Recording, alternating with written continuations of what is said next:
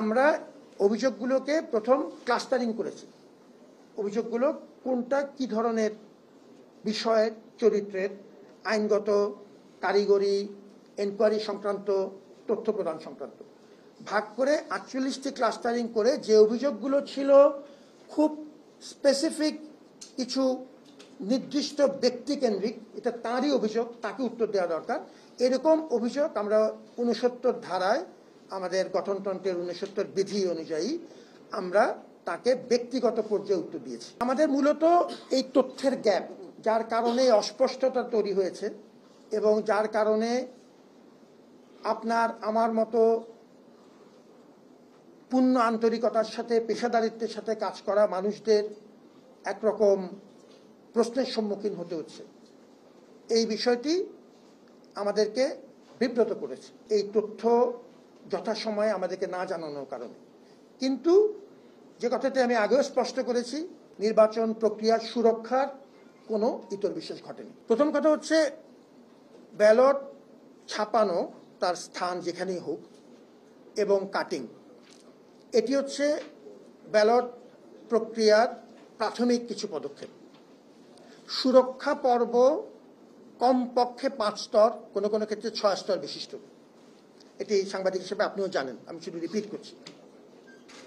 প্রিস্ক্যান করা, কোড আরোপ করা, কোডের সাথে মেশিনের কম্প্যাটিবিলিটি দেখা, তারপরে সেটিকে মেশিন রিডেবল করা, প্রিটেস্ট করা, প্রিটেস্ট করার পরে সিলগালাকৃত খামে সেগুলো আমাদেরকে সিগনেচার সহ আমরা বুঝে নিব।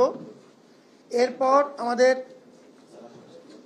সম্মানিত চিফ রিটার্নিং অফিসার সেটি সাইন করবেন, কেন্দ্রের দায়িত্বে থাকেন, তিনি সিগনেচার করে বুঝে নেওয়ার পরে ওই 5 বা 6 স্টেপ কমপ্লিট হলেই তখনই শুধুমাত্র এটি ব্যবহারযোগ্য হবে।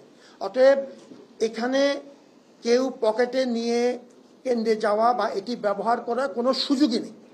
যে ওএমআর মেশিনে স্ক্যানিং করে ব্যালট পেপার ছাপানোর কাজ সম্পূর্ণ করা হয় তা নীলক্ষেতের কোনো দোকানে সম্ভব নয়। তার আগের লাইনটি হচ্ছে, দায়িত্বপ্রাপ্ত প্রতিষ্ঠান ব্যালট পেপার ছাপানোর পর নির্দিষ্ট পরিমাণ কাটিং করে তা ওএমআর মেশিনে প্রি স্ক্যানিং পূর্বক মেশিনের পাঠযোগ্যতা নিশ্চিত করে, অর্থাৎ মেশিন রিডেবিলিটি করে সিলগালাকৃত প্যাকেটে সরবরাহ করেন।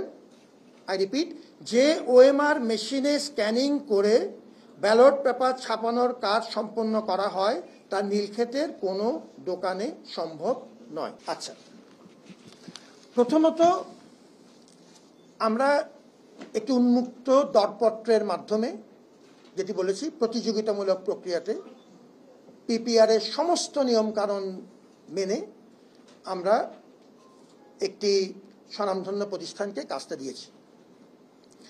আপনি নাম বলেছেন, আমি নাম বলতে পারছি না, আমার আইনগত তার সরবরাহকারীর নাম আমি পাবলিকলি ডিসক্লোজ করতে পারি না, কিন্তু আপনারা সবাই তার নাম জানেন আর দ্বিতীয় প্রতিষ্ঠানের নাম জানেন, সেটি ঠিক আছে।